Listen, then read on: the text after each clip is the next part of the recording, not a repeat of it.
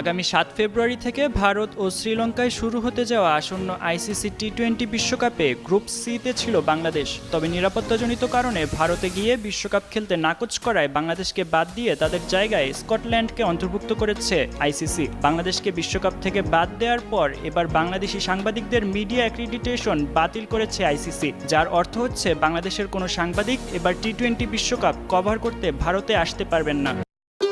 ভবিষ্যৎ হোক নিরাপদ, বিনিয়োগ হোক বিশ্বস্ত, আর আমার পছন্দ সল্ট বে। ওয়েলকাম টু সল্ট বে। বাংলাদেশের সাংবাদিকদের অ্যাক্রিডিটেশন না দেওয়ার বিষয়টি জানিয়ে ২৬ জানুয়ারি সাংবাদিকদের মেইলে বার্তা পাঠিয়েছে আইসিসি। এর আগে যুব ও ক্রীড়া উপদেষ্টা আসিফ নজরুল জানিয়েছিলেন, ভারত শুধু খেলোয়াড় নয়, বাংলাদেশের দর্শক ও সাংবাদিকদের জন্যও অনিরাপদ। অ্যাক্রিডিটেশন না দেওয়ার কারণ হিসেবে আইসিসি জানিয়েছে, বিশ্বকাপে বাংলাদেশ না থাকায় ক্রীড়া সাংবাদিকদের বিশ্বকাপ কাভারের অনুমতি দেয়া হচ্ছে না।